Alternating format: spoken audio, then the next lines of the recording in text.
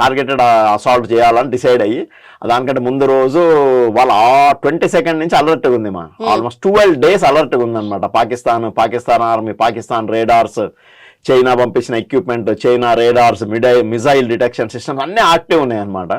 ఆ ముందు రోజు మనము దేశం అంతా ఈ డ్రిల్స్ జరుగుతాయి నెక్స్ట్ డే అంటే వాళ్ళు ఏమనుకున్నారు అంటే డ్రిల్స్ అంతా అయ్యి 2 days దేశం అంతా ఇండియా ప్రిపేర్ అయినాక ఇంకా 2 days తర్వాత జరుగుతాయని వాళ్ళు అనుకున్నారు అనమాట. సో దట్స్ వాజ్ క్యామోఫ్లాజ్ అనమాట. సో వీళ్ళు ఇది ఇచ్చి వాళ్ళు రిలాక్స్ అయితేనే ఆ 2-3 గంటల్లో నైట్ లో ఈ పని కానిచ్చేసి. సో ఇంకో లాస్ట్ స్టోరీ మాది, very insulting to their country. ఇప్పుడు వాళ్ళది ఓన్ ఆర్మీ ఉంది, 6.5 lakhs సోల్జర్స్ ఉన్నారు, ఎక్విప్మెంట్ ఉంది, చైనాది ఉంది, పాత అమెరికా ఎక్విప్మెంట్ ఉంది, missiles, guided bombs, specific targets ని ఎయిర్ ఫోర్స్ బ్రీచ్ చేసింది.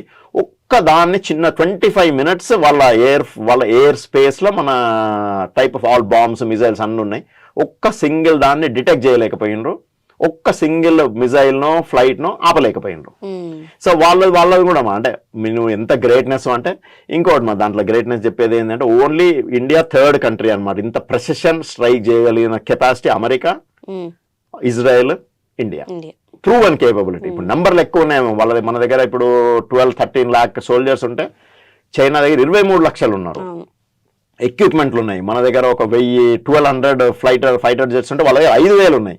But it has never been proven, never been used in a conflict అనమాట.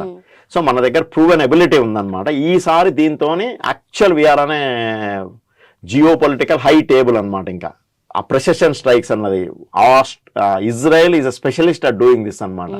ఒక 26-300 అంతస్తుల లేకుంటే ఒక 30 అంతస్తుల బిల్డింగ్ లా ఒక స్పెసిఫిక్ ఫ్లాట్ 4th floor లో బి ఫ్లాట్ ని ఛేదించాలా అంటే ఛేదించగలిగే కెపాసిటీ ఓన్లీ అమెరికాకు, ఇజ్రాయెల్కి ఉంది. ఇప్పుడు ఇండియాకు ఉంది ఆ కెపాసిటీ అని మనం ప్రూవ్ చేసాం.